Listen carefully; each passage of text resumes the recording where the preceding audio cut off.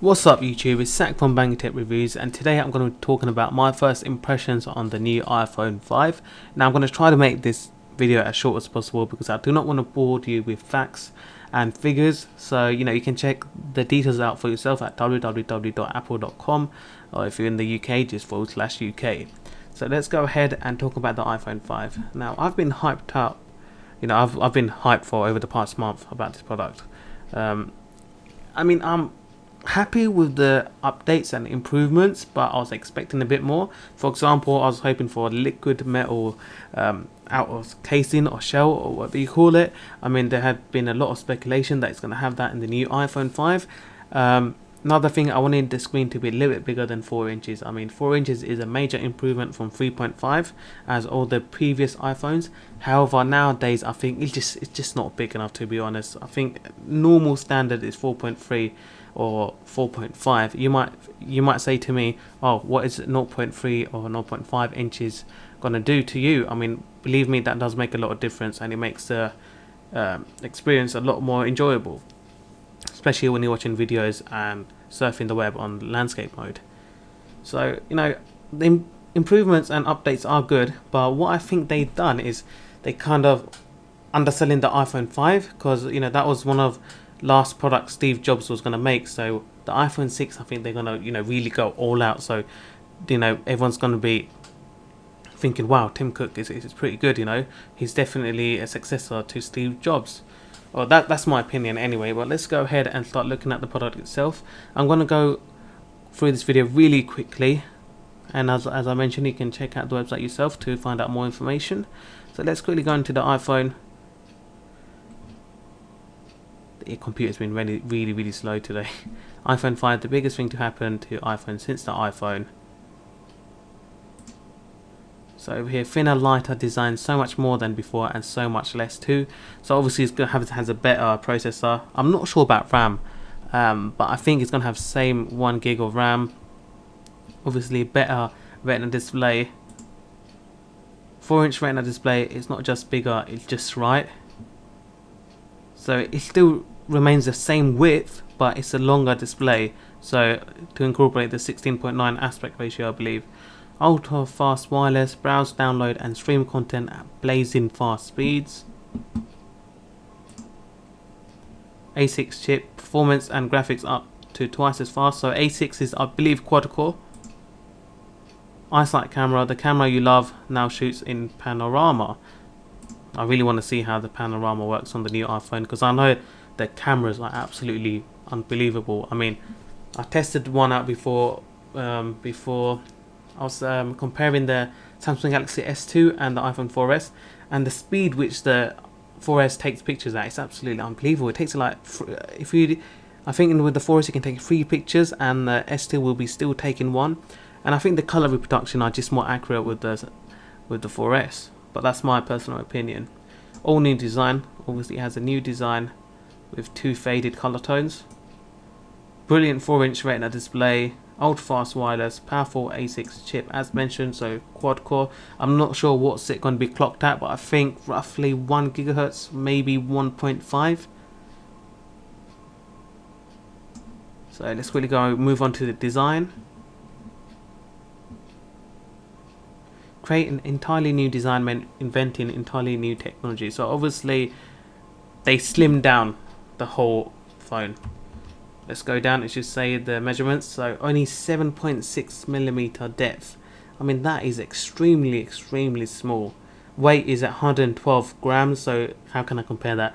Let's say it's 1/10 of a sugar bag. Well, that's a brilliant example, isn't it? Volume is at 54.29 centimeters squared or cubed. Sorry. When we envisioned the new iPhone, we landed on a remarkably thin and light design, but it's nearly impossible to make a device so thin and so light without sacrificing features or performance. Now I agree with them, because usually when you have a small, it's like a PC, when you have a small media PC, you do sacrifice on performance. You can't have the latest processor, graphics card, RAM, etc. But they have managed to pack in power along with a slim and small form factor. So iPhone 5 is just 7.6mm thin. Oh yeah, and I also like the way they kind of retained the numbering system. iPhone 3, 4, 5, etc. Because with the new iPad, they just called it the new iPad, not iPad 3 or anything. So I think the iPhone 6 is going to be renamed to the new iPhone. That's my opinion. Apple engineers had to think small, component by component. They created a nano SIM card, which, oh my god, I thought micro SIM card was small, guys. Believe me, I'm still using normal SIM cards with my S2, but they created a nano SIM card, which is 44% smaller than a micro SIM card. That is absolutely crazy. It's just crazy how technology is moving so quickly. Uh, the intelligent reversible lightning connector is 80% smaller than the 30-pin connector. 8 megapixel iSight camera has even more features like panorama and dynamic low light mode. So that's pretty good, because usually, you do go out at night with your phone, and if you want to take those pictures in the night time, I don't know if you're just out and about, want to take a picture, just fancy a mugshot, it should be able to bring in more light through the senses, and you should get a more clearer picture. Let's see. Yeah, it's 20% smaller, and the new A6 chip is up to 2 times faster than the A5 chip, but 22% smaller. Even with so much stuff inside, the iPhone 5 is 20% lighter and 18% thinner than the iPhone 4S. So I heard about the display. It's their thinnest display ever, and it's first of its kind. So what I've heard is that they don't actually have a layer on top which has touchscreen features. It's actually integrated onto the screen. So making a thinner, lighter iPhone meant even the display had to be thinner. Apple engineers accomplished that by creating the first Retina display with integrated touch technology. So all the touch technology is actually on the screen itself, which means instead of a separate layer of touch electrodes between display pixels, the pixels do double duty, acting as touch sensing electrodes while displaying the image at the same time. With one less layer between you and what you see in the iPhone 5, you experience more clarity than ever before, all on a display that's 30% thinner than before. So obviously I think the touch experience is going to be more responsive also, because you don't have that small layer. I mean, it's very responsive at the moment anyway with the 4S and previous iPhone, but that's just going to make the experience a lot more responsive and better. So iPhone 5 is made with a level of precision you'd expect from a finely crafted watch, not a smartphone. So obviously it's beautifully made. It uses aluminium. So you guys can read that. I'll just skip through it. Instead of starting with the speaker, we started with the ear. So they started with the ear. They have redesigned their earphones. I believe they're called AirPods now. Totally redesigned, so it does fit any types and sorts of ear. Apple's industrial design team tested 124 different prototypes of the AirPods on over 600 people. Now that is a lot. That is a lot, believe me. So you do 124 times 600. What is that? Sorry, my maths is really bad. I'm guessing over 600,000 or 60,000. Sorry, 60,000. It's not easy to create earbuds style headphones that not only feel good in the ears but also sit securely in them. I mean, yeah, I had earbuds, AirPods, whatever you want to call them. They do tend to fall out when you're walking out, or when you're jogging. So hopefully these will stay on and provide a better, clearer, stable sound. I mean, it does look quite unique. We do see them rotating here. So we've got the right and left. It looks really nice. Weird design. That's why I believe they called it the pod. Okay, let's move on from that. The thought and consideration we put into our products go well beyond design. Apple are obviously known for that. Built-in apps. Let's quickly go through built-in apps.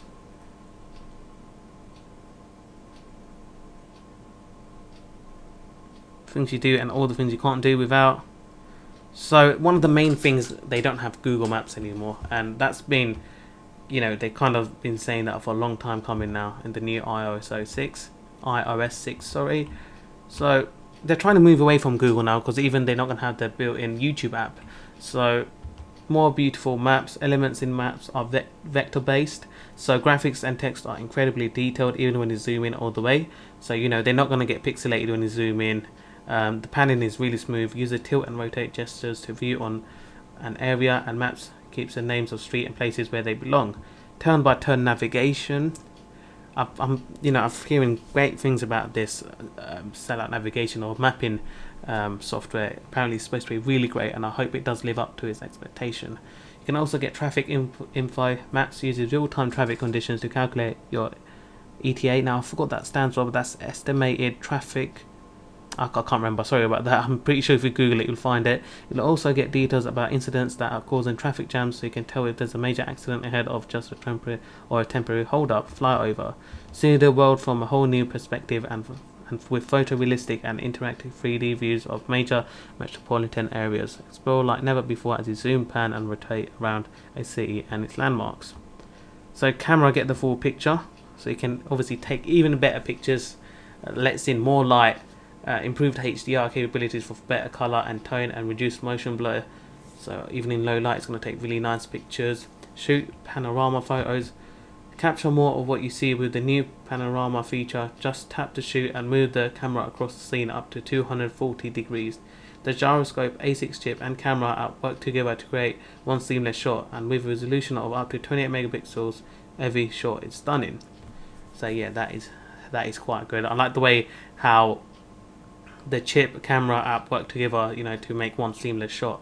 So it's kind of taken into the fact that obviously you're going to move it a little bit, but it's going to all work out in the head, so it'll provide a nice, clean, stable picture, and it looks like all the pictures been sewed onto a seamless picture.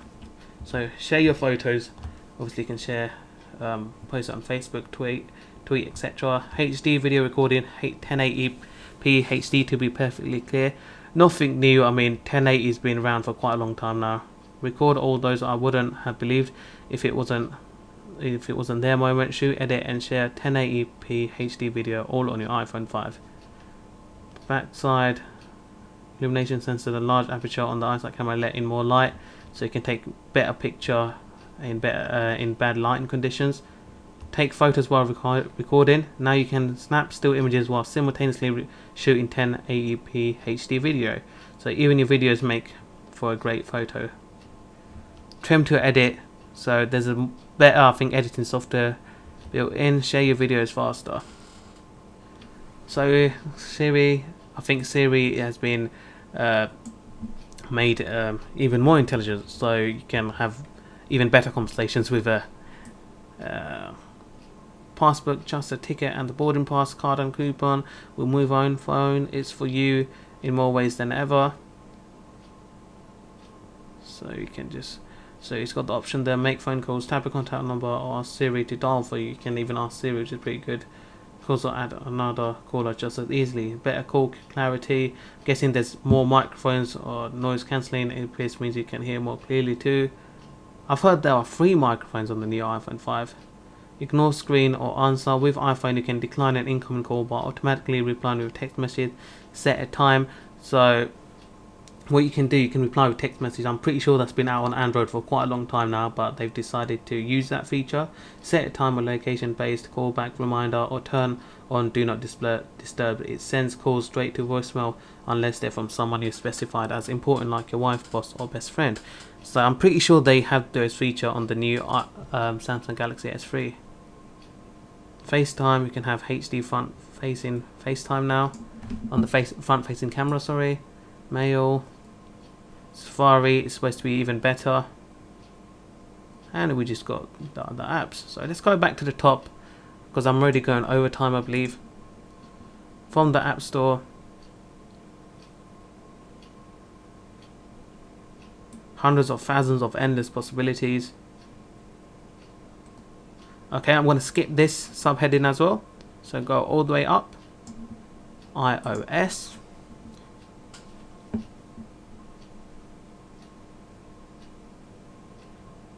the world's most advanced mobile operating system. Elegant and intuitive interface. You know how to use the iPhone. I mean, I have to give it to them. It's such a easy interface. Even someone as young as 5, as old as 90 to 100 can pick it up and learn how to use it. I mean, it's just so easy, so fluid. Everything just works right. I mean, you might be saying, "Oh, wait. So you're an Apple fanboy now?" I mean, I like all products. I'm a fan of everything, Android, Windows, iOS. But I think the iOS really does stand out in the way it just moves so fluidly, and everything is just so smooth. Amazing features and built-in apps. Siri lets your Okay, so skip that again. iCloud.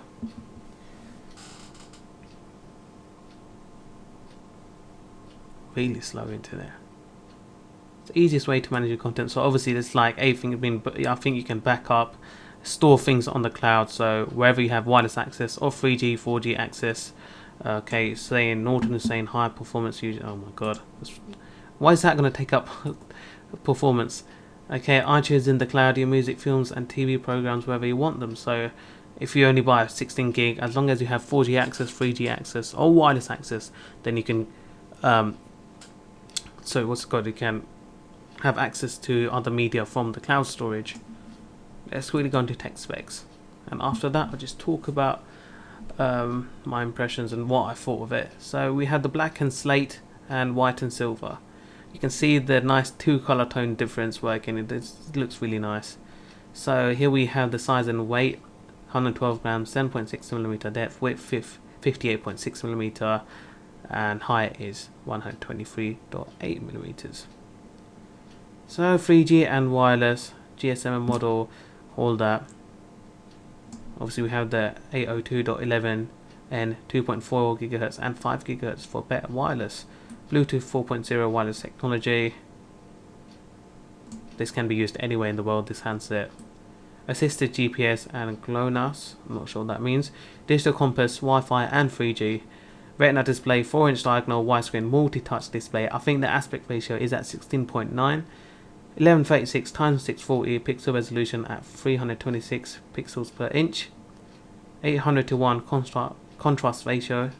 500 CDM2 max brightness. Fingerprint resistant oleophobic coating on front. Support for display of multiple languages and characters simultaneously. So cameras, photos and videos.